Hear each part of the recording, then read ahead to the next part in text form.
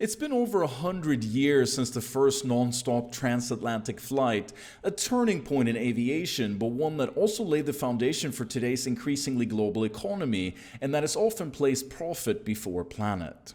The last few years have seen a significant shift in how companies around the world measure their carbon footprint, and sustainability is becoming big business, including for the global aviation industry. This is a win-win for airlines. It's something they want to do. Reducing carbon emissions means reducing fuel burn, which means a lower cost of operations.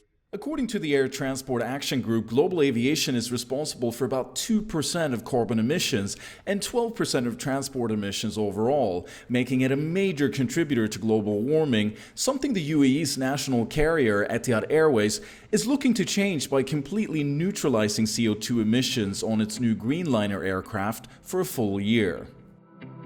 Welcome aboard our Greenliner aircraft.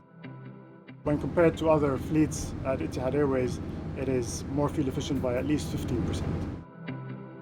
Etihad has introduced what it calls the Middle East's first aircraft carbon offset program, which comes with ambitious long-term targets that could help make it a pioneer in sustainability.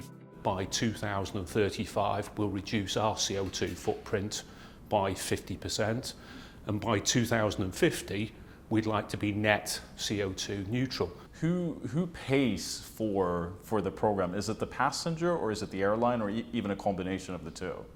What we've done is two things in this space. We've made a corporate commitment. We're investing into forestry in Tanzania, 80,000 tonnes worth of carbon offset there. But what we're also doing to our guests is giving them a voluntary carbon offset program. But while Etihad aims to position itself at the forefront of aviation sustainability, the UN Environmental Agency warns carbon offset programs risk being used as a get-out-of-jail-free card by some airlines. The International Air Transport Association, also known as IATA, is working to make it easier for airlines to limit climate change. It also supports CORSIA, allowing offsetting through carbon credits, which some argue doesn't go far enough.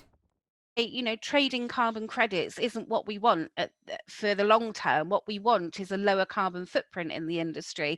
If Corsia helps them get to that point, then great.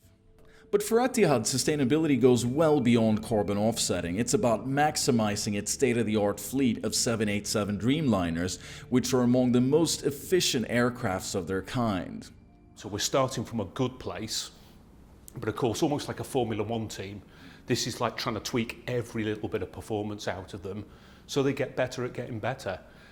The sustainability challenge is here, it's real, we're committed to it, but this is going to be a long-term commitment.